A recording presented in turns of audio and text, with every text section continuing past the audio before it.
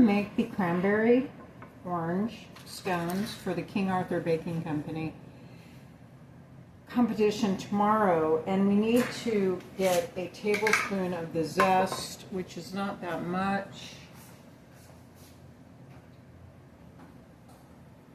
What did I do? The tablespoon is right here. It's 3 teaspoons. So I like this for getting the zest compared to what my mom used and my grandmother used. So we're just going to push hard. You want to push reasonably hard on this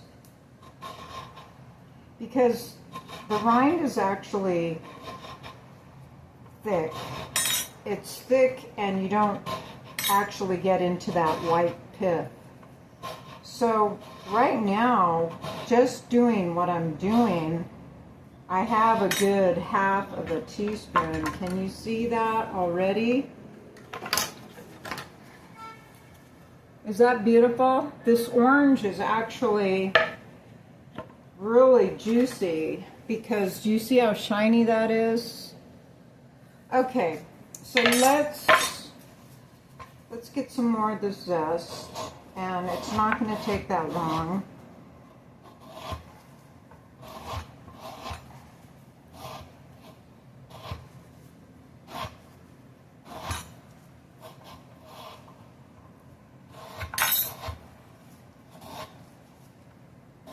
There's zest on the back of this, so by the time we scrape it out, we actually have quite a bit, but this zest is pretty moist. So I think we're probably a little shy, so I will keep doing that. I will keep grating this, and I'm making sure I don't get any of the blemishes that are on this orange.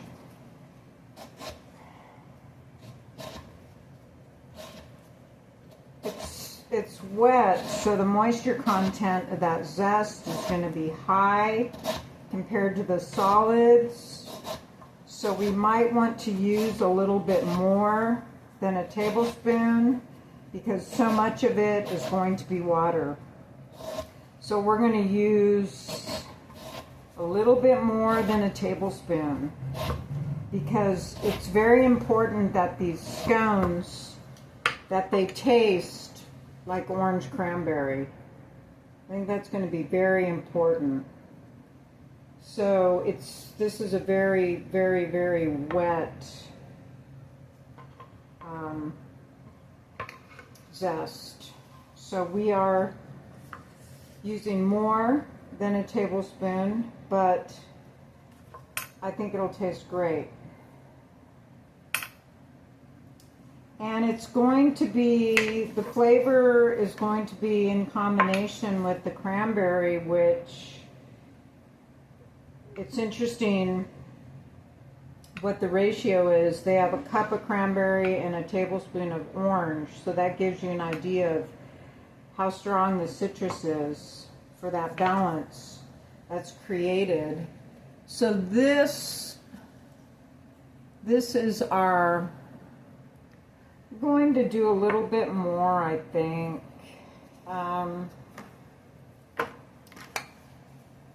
Just a little more.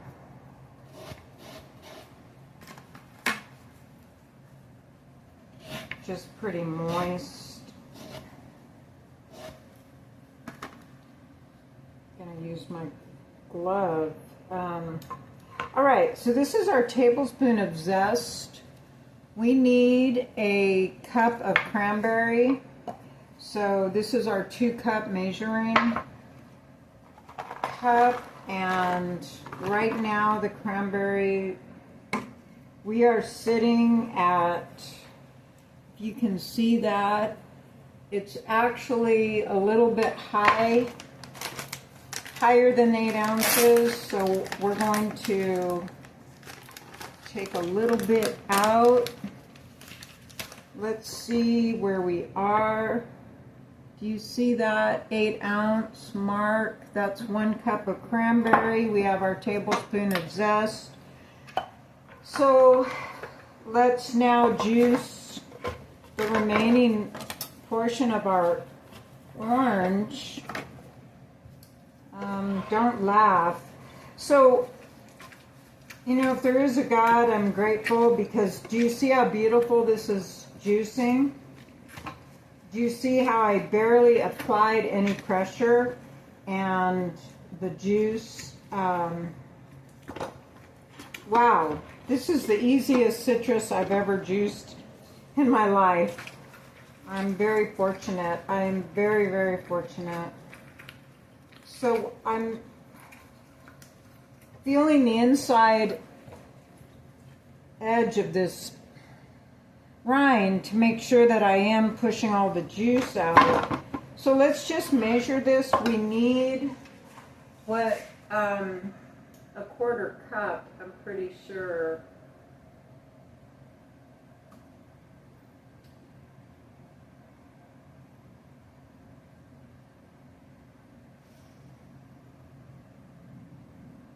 A 1/4 cup, so we have a 1/4 cup measurement. Let's just see how much we have. I'm a little bit uncomfortable with doing that. I do not need the solid part of the orange to come out. So, okay, we're sitting at a 1/4 cup right now. That was 1 orange. So we're safe. And I'm going to stop the video and get ready for the next. Hello again. Let's get the rest of the ingredients for the orange cranberry scones. We need 1/2 cup of granulated sugar, 2 2/3 cup of King Arthur flour, 2 teaspoons of baking powder, 1/2 teaspoon of salt, 1/4 teaspoon of baking soda, 6 tablespoons of cold butter, 1 cup of cranberries, 1 large egg, tablespoon of zest, squeezed orange juice, 1/4 cup of 1/2 and 1/2. Okay, so let's measure out 2 2/3 cups of the flour. We're going to sift it.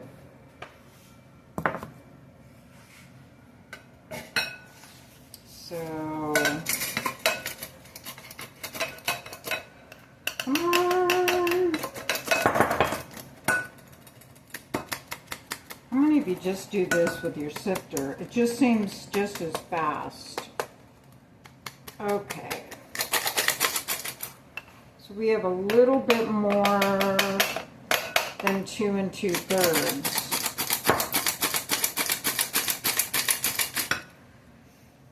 And the flour is not breaking up. So let's get the rest of it in here.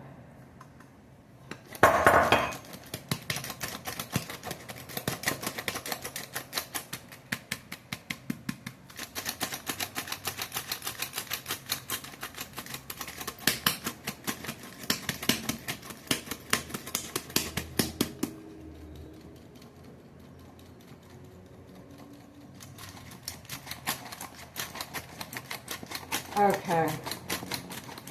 Do you see how pretty that is? Okay.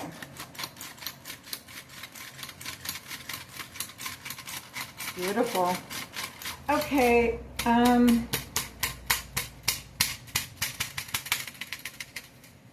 What is this? Okay, let's measure that because we need 2 2/3 cups. We are sitting at about 3 cups, so we're going to take some out. 2 2/3 is over here.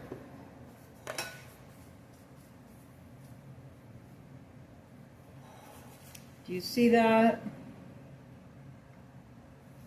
Okay, so we got 2 2/3 cup of flour. We need a half a cup of white sugar, a 1/4 cup of the half and half. But let's get our sugar. Half a cup of the white sugar. Then we need a 1/4 cup of the half and half. And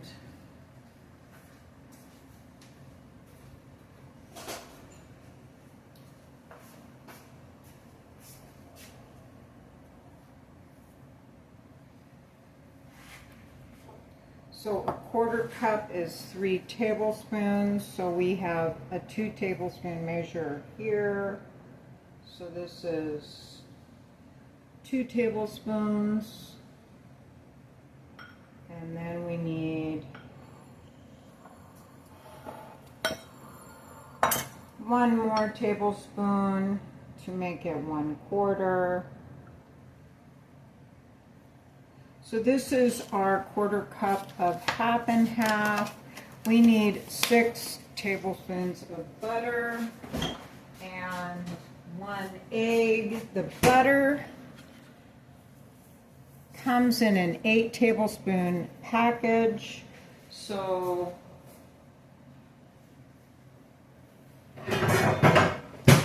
we can just cut this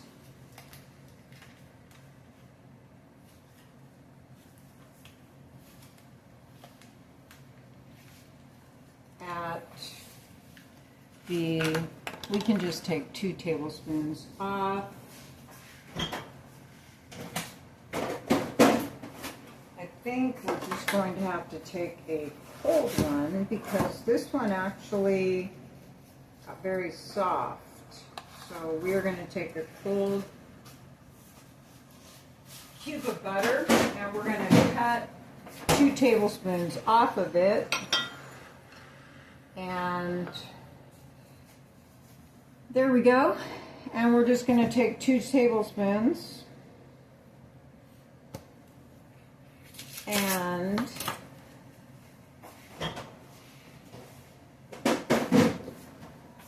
so we need half a cup of sugar, a tablespoon of orange zest. We have the flour. We need 2 teaspoons of baking powder, half a teaspoon of salt, 1/4 teaspoon of the soda. We got the butter, the cranberry, we have an egg, we have orange juice, half and half. So now we need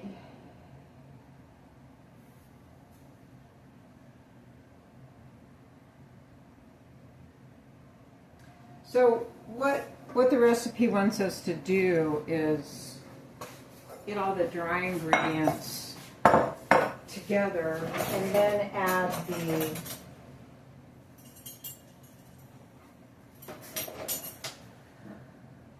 so we're going to put all the dry ingredients in a bowl, then stir in the sugar. Okay, we're going to sugar and orange zest. The sugar and the orange zest need to be combined first. And then that gets added. What I just did is I added our tablespoon of orange zest to the sugar. And the directions say to combine them. And if you remember, our zest was a little wet. So I think that's going to be the varying factor, is the water content of the zest, and we added more zest to get more solids in there. So we're mixing this up. So the first step was to mix that. The second step, they wanted all the dry ingredients mixed together. So that would be the flour and the 2 teaspoons of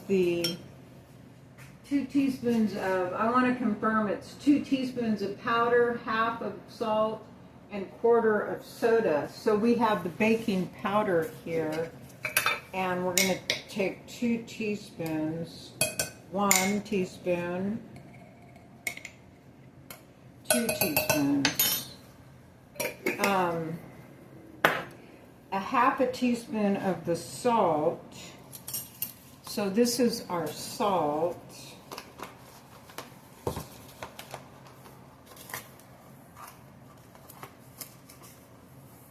Getting kind of low, but you don't want to overdo it on the salt. 1/4 teaspoon of the baking soda, and those are our, this is our baking soda. So we have the dry ingredients now. And so we're going to combine our dry ingredients with our orange zest and our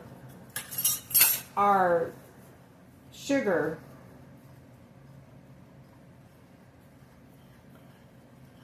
Let's make sure we get all that sugar. It's damp, so it picked up some of the moisture from that really damp orange zest that we had. I have an electric mixer, but right now I don't see that we need to use it. Let's see what the instructions say.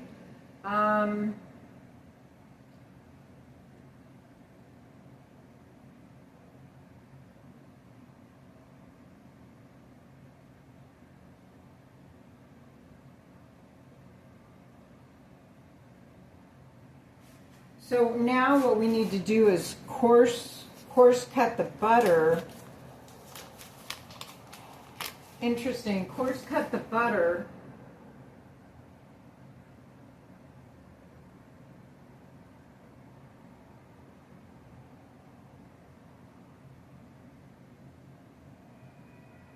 And then add the dried cranberries. That's interesting. We could actually use a pastry blender.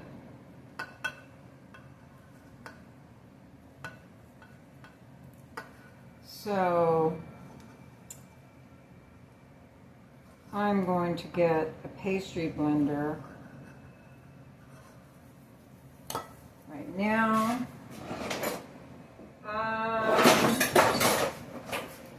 And this is similar to how we're going to make our crust when we enter our pies in the fair in a week, which you will get to do with me. So what we're doing right now, the butter actually reacts with the flour, and it's actually good that we're adding that now. The recipe says to add the egg to the 1/2 and 1/2. So we're going to go ahead and do that and add the orange juice to the 1/2 and 1/2.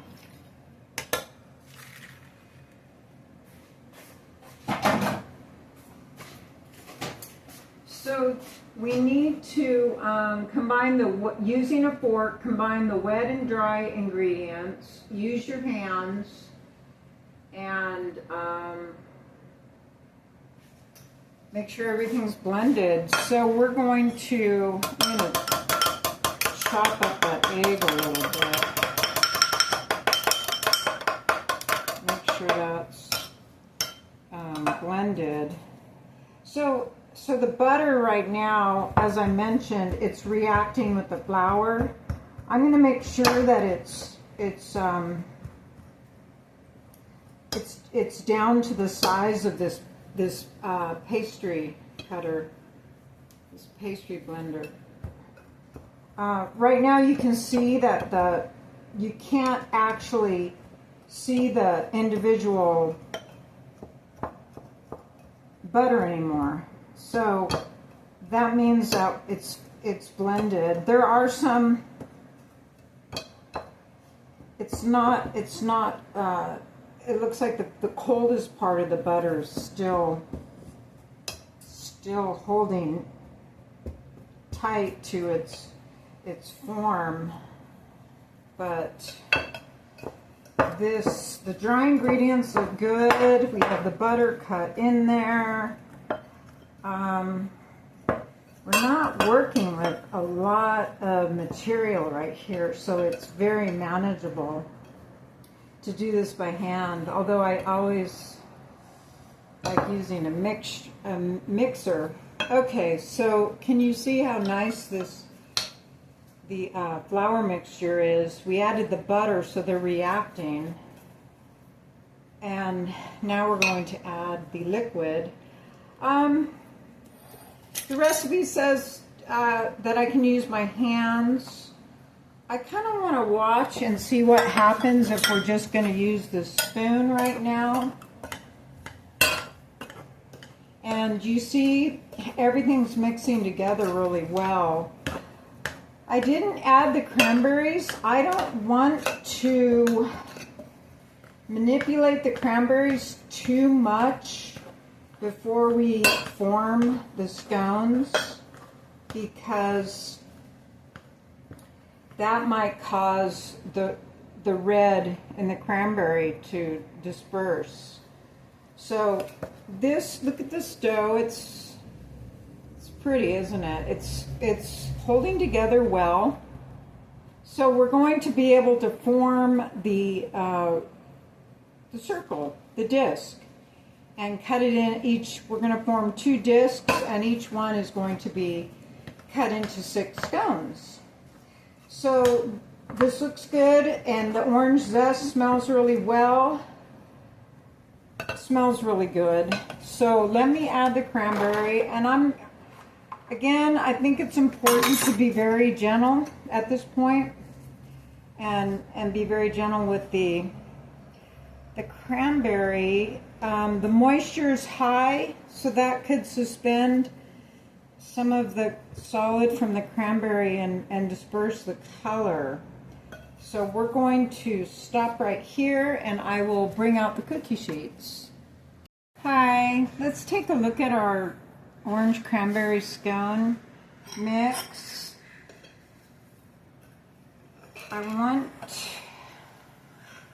As you know, we added some of the orange zest, and I'm not sure if you can see it. And I was concerned about the cranberry, the red bleeding into the dough. It hasn't done that. But we need to bake this at 400 for 14 to 18 minutes. But first, the instructions say to divide the dough in half and make 2 discs. So I'm gonna check the dough out here a little bit. Put some flour down. I don't want to put too much down. It's moist because the orange zest was so juicy that the dough's pretty, and it's very beautiful. I can really smell the citrus. So let's divide the dough in half. We're going to have 1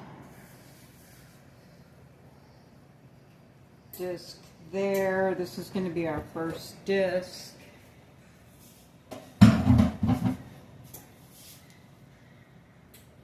I have to be careful with that flour because it's going to affect the texture. So we need to make this circular, and it has to be consistent in its thickness. And I think that looks really good for a scone. So the instructions say to make an egg wash out of water. So we're just going to make that right now. I have water in this container, and actually let's just mix that up.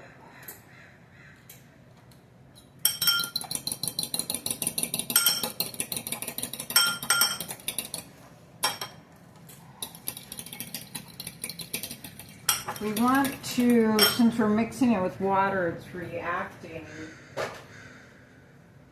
We want to, since we're mixing it with water, it's reacting.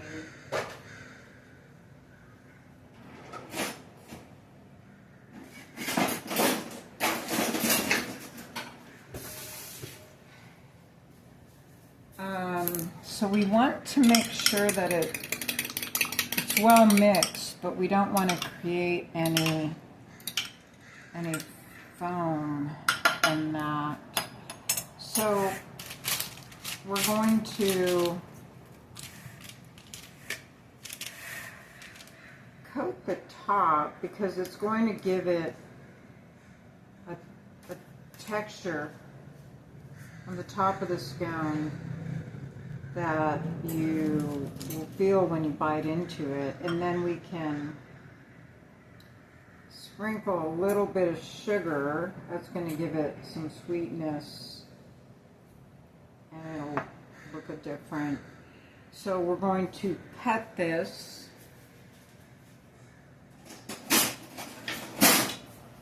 and we're going to make 6 pieces out of this. So we're cutting this into thirds.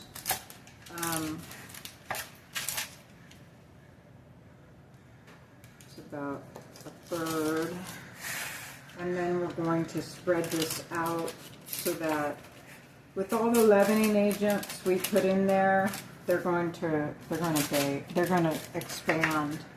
We put enough in there, and then we will do that with this.